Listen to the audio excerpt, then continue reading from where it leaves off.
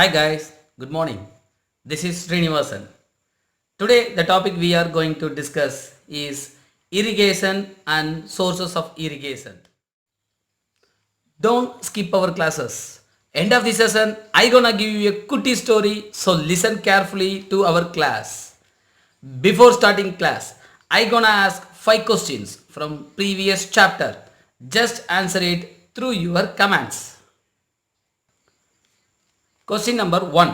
Soils are composed by dash. There is 5 answers.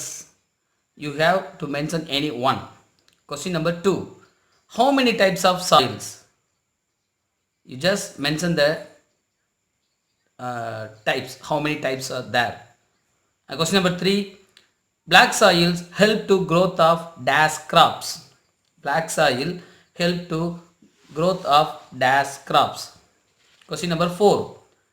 Write any 3 alluvial soil distribution areas. Write any 3 alluvial soil distribution areas. Question number 5. Who is the head of ICAR in India? ICAR. ICAR means the Indian Council of Agriculture. The Indian Council of Agriculture. Who is the head of the Indian Council of Agriculture Research in India? Let me give you a short introduction about the topic we are going to discuss.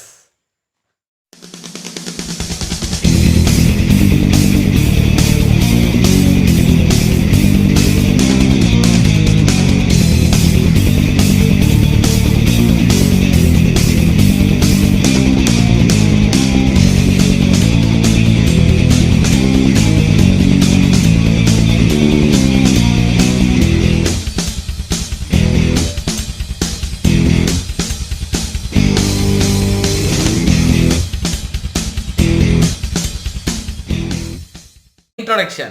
Irrigation. Weathering of agricultural plants through artificial means is called irrigation. Being a hot country with seasonal and irregular rainfall, it always needs irrigation to carry out agricultural activities during dry period. Beside erratic rainfall, prevalence of high temperature, cultivation of annual crops, and hydrophytus, commercial farming, and porous soil make irrigation an essential one for the agriculture of our country. Sources of irrigation. In India, different sources of irrigations are used depending upon the topography soils. Topography. Topography means பூகோள பரப்பு, அதாவது எந்த இடத்துல இருக்கு அப்படின்றத பத்தி படிக்கிறதா topography. இடவியல்புன்னு அர்த்தம். Topography, soils, rainfall, availability of surface or groundwater, nature of river, whether perennial or non-perennial. Perennial means வற்றாத ஜீவநதிகள். மழை பெய்தாலும் பெய்யாவிட்டாலும் இந்த ஆற்றில் நீர் ஓட்டம் இருந்து கொண்டே இருக்கும். It is called perennial river. Requirements of crops, etc. The main sources of irrigation used in different parts of the country are canal irrigation, well irrigation, tank irrigation. Canal irrigation means கால்வாய். கால்வாய் வழியாக நீர்ப்பாசன வசதி செய்தல். Well irrigation means கிணற்று வழியாக கிணற்று நீர்ப்பாசனம். அடுத்து டேங்க் மீன்ஸ் ஏரி. ஏரி நீர்ப்பாசனம். So first one canal irrigation. It is the second most important source of irrigation in our country. Percentage of area under canal irrigation in our country is 24%. Canals are the effective source of irrigation in areas of low level relief, deep fertile soils, perennial source of water, and extensive command area. The canals are of two types. 1. Inundation canals. Inundation canal means வெள்ளப்பெருக்கு. வெள்ளப்பெருக்கு வரும்பொழுது இந்த பகுதியில் நீர் ஓட்டம் இருக்கும். So அதான் inundation canals. In this water is taken out directly from the rivers without making any kind of barrage or dam. Such canals are useful for the diversion of flood water from the rivers and remain operational during rainy season. Next, perennial canal. Perennial means vatrada. These are developed from perennial rivers by constructing barrage to regulate the flow of water. In our country, most of the canals fall under this category. These canals are useful for irrigation. In India, the total area under canal irrigation is about 15.8 million hectares in 2014. About 60% of the canal irrigation area falls in the northern plains of India, particularly in Uttar Pradesh, Punjab, Haryana, Rajasthan and Bihar. In South and Central India, Andhra Pradesh, Maharashtra, Karnataka, Madhya Pradesh, Chhattisgarh, Odisha and Tamil Nadu are the important states where canal irrigation is found. Next one, well irrigation. அன்பு குழந்தைகளுக்கு வணக்கம். நாம் இன்னைக்கு பார்க்க போகிற தலைப்பு நீர்ப்பாசனம். நீர்ப்பாசனம்ன்றது என்ன அப்படின்னாக்க, செயற்கை முறையில் மனிதனுடைய நடவடிக்கையினால் பயிர்களுக்கு தண்ணீரை கடத்தக்கூடிய முறைக்கு பேர் தான் நீர்ப்பாசனம். அதாவது இந்தியாவில் அதிக வெப்பத்தையும் சீரற்ற பருவகால மழைப்பொழிவையும் கொண்டிருப்பதால் வறண்ட காலங்களிலும் வேளாண் நடவடிக்கைகளை மேற்கொள்ள நீர்ப்பாசனம் அத்தியாவசியமாக உள்ளது. இது மட்டும் இல்லாமல் அதிக வெப்பநிலை, வருடம் முழுவதும் பயிர் சாகுபடி, அதே நேரத்தில் அதிக நீர் தேவையுள்ள பயிர் சாகுபடி, வணிக வேளாண்மை மற்றும் மண்ணின் நீர் புகும் தன்மை, இது எல்லாமே வேளாண் நாடான இந்தியாவுக்கு நீர்ப்பாசனம்ன்றது ரொம்ப முக்கியமான ஒரு காரணத்தில் கொண்டு போய் வைக்கின்றது. இந்த நீர்ப்பாசனத்துக்கான ஆதாரங்கள், அதாவது எங்கேருந்து நமக்கு இந்த நீர்ப்பாசனம் சோர்சஸ் வருது, நம்ம தண்ணியை எப்படி கடத்துகிறோம் அப்படின்றத பார்க்கலாம். நிலத்தோற்றம், மண், மழைப்பொழிவு, நிலநீர் மற்றும் நிலத்தடி நீர் இருப்பு, ஆற்றின் இயல்பு, பயிர்களின் தேவைகள் போன்றவற்றின் அடிப்படையில் பல்வேறு வகையான நீர்ப்பாசன வகைகள் பயன்பாட்டில் உள்ளன. ஸோ அதில் ஃபஸ்ட்டு பார்த்தோம்னாக்கா கால்வாய் நீர்ப்பாசனம், ரெண்டாவது கிணற்று நீர்ப்பாசனம், மூன்றாவது ஏரி நீர்ப்பாசனம். ஸோ 3 வகையாக நீர்ப்பாசன வசதிகளை பிரிச்சிருக்காங்க. இதில் கால்வாய் பாசனம் ஃபஸ்ட்டு. அந்த கால்வாய் பாசனத்தில் இந்தியாவின் 2வது மற்றும் முக்கியமான நீர்ப்பாசனம் ஆதாரமாக விளங்கக்கூடியது இந்த கால்வாய் பாசன முறை. அதாவது மொத்த பாசன பரப்பில் 24% நம்ம கால்வாய் பாசனம் தான் உபயோகப்படுத்திட்டு இருக்கிறோம். என்ன அப்படின்னா, தாழ்வான மற்றும் சமமான நிலப்பகுதி, பருமன் மிகுந்த வளமான மண், வற்றாத நீர் மூலங்கள் மற்றும் அதிக நீர்பிடிப்பு கொண்ட பகுதிகளில் கால்வாய் பாசனம் முக்கிய ஆதாரமாக உள்ளது. இந்த கால்வாய் பாசனத்தில் 2 வகையாக பிரிக்கிறாங்க. ஒன்று வெள்ளப்பெருக்கு கால்வாய். அதாவது இந்த வகை கால்வாய்களில் ஆற்றிலிருந்து நேரடியாக எந்தவித தடுப்பு அணைகளும் இருக்காது. தண்ணீர் கால்வாய் மூலம் நேரடியாக எடுக்கப்படும். இது மட்டும் இல்லாமல் இவ்வகை கால்வாய்கள் வெள்ளக்காலங்களில் தண்ணீரை திசை திருப்ப பயன்படுவதோடு மழைக்காலங்களில் மட்டும் பயன்பாட்டில் இருக்கும். ஸோ அதனால தான் வெள்ளப்பெருக்கு கால்வாய். இந்த பக்கம் அடுத்து இன்னொரு பக்கம் பார்த்தோன்னா வற்றாத கால்வாய். இந்த வற்றாத கால்வாயில் இந்த வகை கால்வாய் எப்படி இருக்கும் அப்படின்னா, வற்றாத நதிகளின் குறுக்கே அணைகள் கட்டி நீரின் போக்கை சீர்படுத்தி பயன்பாட்டிற்கு கொண்டு வருதல். அதுக்கப்புறம் பார்த்தா நம் நாட்டில் பெரும்பாலான கால்வாய்கள் இந்த பிரிவின் கீழே தான் இருக்குது. இந்த வகை கால்வாய்கள் நீர்ப்பாசனத்துக்கு பயனுள்ளதாக இருக்கா அப்படின்னு கேட்டாங்க, ஆமாம். 2014 பார்த்தோம் அப்படின்னாக்க அந்த கணக்கெடுப்பின்படி இந்தியாவில் மட்டும் ஏறக்குறைய 15.8 மில்லியன் ஹெக்டேர் நிலங்கள் கால்வாய் பாசன வசதியை பெற்றுள்ளன. இதில் இந்த வற்றாத கால்வாய் மூலமாக பெறக்கூடிய பாசன வசதி. அதாவது 60% வட இந்திய பெரும் சமவெளியில் காணப்படுகின்றது. 100% பிரித்தோம் அப்படின்னா அதில் 60% வட இந்தியாவில் மட்டும்தான். ஏன்னா அங்கே தான் கங்கையும் பிரம்மபுத்திர சமவெளிகள் இருக்குது. இது முக்கியமான சமவெளியாக கருதப்படுகின்றது. இதன் பிறகு முக்கியமாக எது அப்படின்னாக்க உத்தரப்பிரதேசம், பஞ்சாப், ஹரியானா, ராஜஸ்தான் மற்றும் பீகார் ஆகிய மாநிலங்களில் இவை அதிகமாக உள்ளது. அதுதான் கவனிக்கணும். இதுக்கப்புறம் மேலும் இந்த சவுத் சைடு தென்பக்கம் பார்த்தோம் அப்படின்னாக்கா மத்திய இந்தியா, ஆந்திர பிரதேசம், சத்தீஸ்கர், ஒடிசா மற்றும் தமிழ்நாடு இந்த பகுதியிலேயும் கால்வாய் பாசனங்கள் அதிகமாக காணப்படுகின்றன. A well is a hole or trough usually vertical, excavated in the earth for bringing groundwater to the surface. Well irrigation is the most important source of irrigation as it contributes about 62% of net irrigated area in India. It is a cheap, dependable and popular source of irrigation in the country. Well irrigation is unavoidable in the region of low rainfall and becomes an essential one where the canals and tank irrigations are not available. Wells are of two types: open wells and tube wells. Open wells means திறந்த வெளி, ஓப்பனாக இருக்கும். Tube Wells means ஆழ்துளை, ரொம்ப ஆழத்தில் போய் நம்ம வீட்டை போர் போட்டிருக்கோம் பாருங்க, அதெல்லாம் டியூப் வெல்ஸ் டைப். அடுத்து first one open wells. This type of irrigation is widely practiced in the areas where groundwater is sufficiently available. The areas are in Ganga plains, the deltatic regions of Mahanadi, Godavari, Krishna, Kaveri and parts of Narmada and Tapti valleys. Tube wells.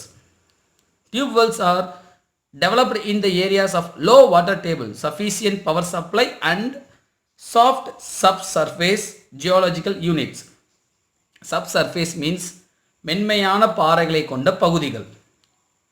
Tube wells are predominant in the states of Gujarat, Maharashtra, Punjab, Madhya Pradesh and Tamil Nadu.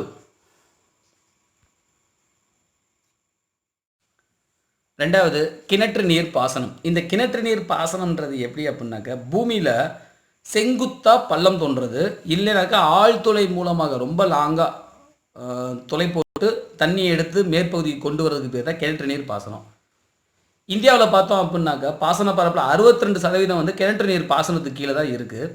இதுதான் நம்ம நாட்டில் ரொம்ப rate கம்மி, விலை மலிவாகவும், அதே நேரத்தில் மழை குறைவான பகுதிகளில் இதை நாம் யூஸ் பண்ணி எடுத்துக்க முடியுது. அதே நேரத்தில் ஏரி பாசனம் இல்லாத பகுதிகளிலையும் இந்த கிணற்று நீர் பாசனத்தை நாம் உபயோகப்படுத்திகிட்டு இருக்கிறோம். இந்த கிணற்று நீர் பாசனத்தை வந்து 2 வகையாக பிரிக்கலாம். ஒன்று திறந்த வெளி கிணறுகள், இன்னொன்று ஆழ்துளை கிணறுகள். ஃபர்ஸ்ட் ஒன் இந்த திறந்த வெளி கிணறுகள். நிலத்தடி நீர் போதுமான அளவிற்கு இருக்கக்கூடிய பகுதியில் இந்த வகை பாசனம் இருக்குது. இந்த பாசனம் பெரும்பான்மையாக கங்கை சமவெளி, மகாநதி, கோதாவரி, கிருஷ்ணா, காவேரி, நர்மதை மற்றும் தப்தி இந்த மாதிரியான ஆற்று பள்ளத்தாக்குகள் பகுதிகளில் இந்த திறந்த வெளி கிணற்று நீர் பாசனத்தை பார்க்கலாம். ரெண்டாவது ஆழ்துளை கிணற்று நீர் பாசனம். இது என்ன அப்படின்னாக்கா, நிலத்தடி நீர் மட்டம் எங்கெல்லாம் கம்மியாக இருக்கோ அதே நேரத்தில் மின் மிகை பகுதிகள், அந்த இடத்துல மின்சாரமும் அதிகமாக கிடைக்கணும். அது மட்டும் இல்லாமல் மென் பாறைகள்னு சொல்லுவாங்க, பூமியின் 2வது அடுக்கக்கூடிய அந்த பாறைகள் வந்து மென்மையாக இருக்கணும். அந்த மாதிரி இருக்கக்கூடிய இடங்களில் மட்டும்தான் இந்த ஆழ்துளை கிணறு வகைகளை வந்து நாம் உபயோகப்படுத்த முடியும். குஜராத், மகாராஷ்டிரா, பஞ்சாப், மத்திய பிரதேசம் அண்ட் தமிழ்நாடு இந்த பகுதிகள் எல்லாம் இந்த ஆழ்துளை கிணற்று நீர் பாசனம் தான் உபயோகப்படுத்தப்பட்டு வருகின்றது. Tank irrigation. A tank is a natural or man-made hollow on the surface developed by constructing a small bund around it across a stream. Bund means talvana, சரிவா. It is used to collect and store water for irrigation and other purposes. நீர் பாசனத்திற்காகவும் மற்றும் other purpose. Irrigation by tank is a very old system in India. It is also includes irrigation from lakes and ponds. The tank irrigation is popular in the peninsular India due to the following reason. Peninsular India. So irrigations are very popular in peninsular region only, not Jammu Kashmir, Punjab. These regions are not available for peninsular irrigation. Are not available for tank irrigation. So the following reasons are: first one is the undulating relief and hard rocks make difficult to dig canal and wells.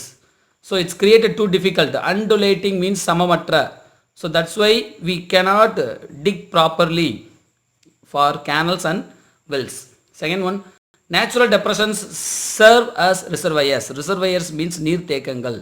நீர்த்தேக்கங்கள்னா தண்ணியை சேர்த்து வைக்கக்கூடிய பகுதிகள், maximum டேம்ஸை சொல்லலாம். Absence of perennial rivers. Peninsular India there is no perennial rivers. Okay. So next, the fourth one is impermeable rock. Impermeable rock means puha. Water, the rocks cannot transfer the water. Rocks rock structure which do not permit percolation. Percolation means கசிவு. So தண்ணி கசிய விடாது இந்த பாறைகள். அடுத்து the scattered nature of populations and agricultural field. குறைவான வளங்கள் எதற்காக மக்கள் தொகை இருக்கக்கூடிய பகுதி இந்த அக்ரிகல்ச்சரல் ஃபீல்டில்.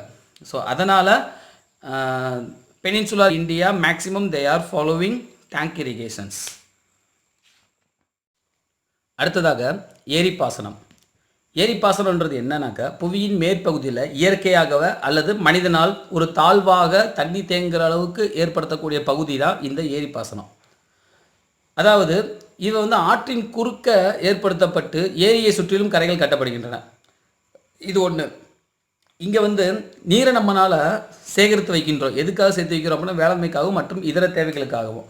பெரும்பாலும் ஏரி பாசனம்ன்றதான் இந்தியாவுடைய மிக பழமையான முறையாக கருதப்பட்டு வருகின்றது. இந்த பாசன முறை ஏரிகள் மற்றும் குளங்களையும் உள்ளடக்கியதாக கருதப்படுகின்றது. நம்ம தீபகற்ப இந்தியாவை பொறுத்த வரைக்கும் இந்த ஏரி பாசனம் தான் சிறந்து விளங்குது. ஏன் அப்படின்னா அதுக்கு பல காரணங்கள் சொல்கிறாங்க. அதில் ஃபஸ்ட்டு கடினமான பாறைகளும் சமமற்ற நிலத்தோற்றங்களும் உள்ள பகுதிகளில் கால்வாய் மற்றும் கிணறுகள் தோண்டுவதற்கு ரொம்ப கடினமாக இருக்கும். ஸோ அதனால் இந்த ஏரி பாசன வசதியை உபயோகப்படுத்தும். ரெண்டாவது, இயற்கையாகவே உருவான பள்ளங்கள் நீர்த்தேக்கங்களாக பயன்படுத்தப்படுகின்றன. நேச்சராகவே அது கிடைக்கிது. மூணாவது, இந்த பகுதியில் வற்றாத ஆறுகள் கிடையவே கிடையாது. எங்கள் பெனின்சுலர் இந்தியாவில் தீபகற்ப இந்தியாவில் தான் சொல்லிட்டு இருக்கோம். நாலாவது, நீர் புகா பாறைகளில் நீர் கசிவு ஏற்படாது. தண்ணியே உள்ளே போகல அப்படின்னா அப்புறம் எப்படி பாறையிலிருந்து தண்ணி வரும். ஃபிஃப்த் ஒன், குறைவான மக்கள் தொகை பரவலும் குறைவான வேளாண்மை நிலங்களும் இந்த பக்கம் தான் இருக்குது. ஸோ அதனால் ஏரி பாசன வசதிக்கு நாம் இந்த பகுதிகளை உபயோகப்படுத்தி கொள்ளலாம். Modern irrigation methods. There are many ways in modern irrigation. Among them, mostly practiced and following in India are using drips, sprinklers and polyhouses. Central pivot irrigation. Central pivot irrigation means மைய சுழற்சி முறை. Drip system is used to watering like drops at near the roots of plant. It will cover a tiny area at plant but suitable for big trees and horticulture plants too, which used to grow bigger. Next one, rain gun. Rain gun means தெளிப்பு முறை. Rain gun used to spread water like rain as in name and used to serve for crops which used to grow up to 4 feet or high also, but we have to adjust sprinklers height as per crop size. Typical usage of rain guns are in sugarcane, maize crops. Center pivot irrigation, also called water wheel and circle irrigation, is a method of crop irrigation in which equipment rotates around a pivot and crops are watered with sprinklers. நவீன நீர்ப்பாசன முறைகள். இந்தியாவில் பல நவீன நீர்ப்பாசன முறைகள் பயன்பாட்டில் இருக்குது. அதில் முதன்மையானது எது அப்படின்னா சொட்டு நீர் பாசனம், தெளிப்பு முறை பாசனம் மற்றும் மைய சுழற்சி நீர் பாசனம். சொட்டு நீர் பாசனம் அதாவது தாவரங்களோட வேர்பகுதிகளுக்கு டைரெக்டாக போய் சொட்டு சொட்டாக நீரை விடுவது தான் இந்த சொட்டு நீர் பாசனம். தாவர வேர்களோட சிறிய பகுதிகளுக்கு மட்டும் இந்த நீர் பாய்ச்சப்படுகின்றது. அதே நேரத்தில் பெரிய மரங்கள் மற்றும் தோட்ட பயிர்களுக்கு இதை நாம் என்ன பண்ணலாம், பயன்படுத்தலாம். ரெண்டாவது, தெளிப்பு நீர் பாசன முறை. அதாவது தெளிப்பு பாசனம் அப்படின்றது என்ன அப்படின்னா பெயருக்கேற்றவாறு மழைப்பொழிவை மாதிரியே பயிர்களுக்கு நீர் துளிகளை தெளிக்கிறது தான் இந்த தெளிப்பு நீர் பாசனம். தெளிப்பான் பயிர்களின் உயரத்திற்கு ஏற்ற மாதிரி நாம் 4 மீட்டருக்கு அதிகமான உயரம் வரைக்கும் நாம் இதை பயன்படுத்தலாம். குறிப்பாக கரும்பு மற்றும் சோளப்பயிர்களுக்கும் இவ்வகை பாசனம் பயன்படுத்தப்படுகின்றது. அடுத்து மைய சுழற்சி நீர்ப்பாசன முறை.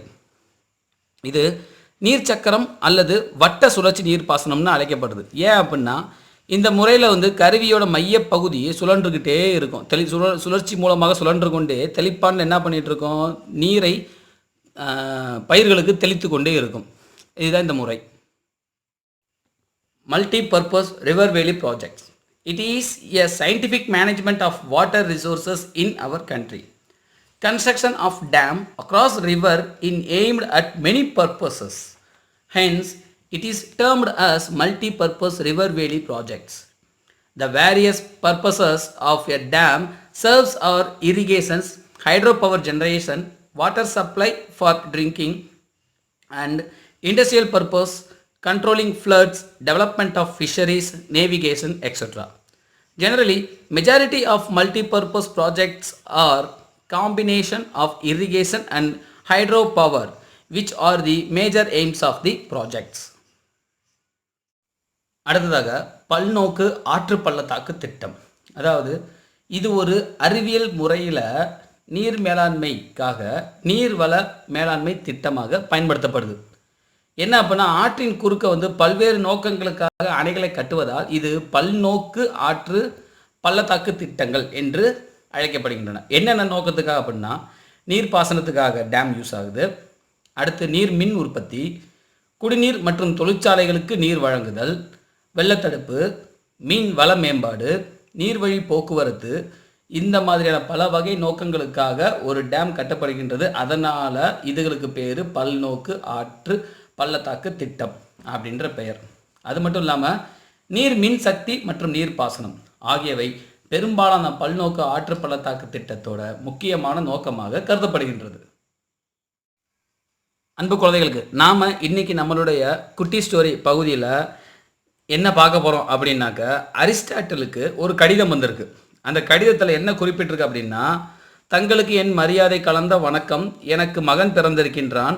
மகன் பிறந்ததற்காக நான் மகிழ்ச்சி அடைவதை விட தாங்கள் எங்கள் மத்தியில் வாழும் பொழுது அவன் பிறந்ததற்காக இறைவனுக்கு நான் நன்றி சொல்ல வேண்டும்.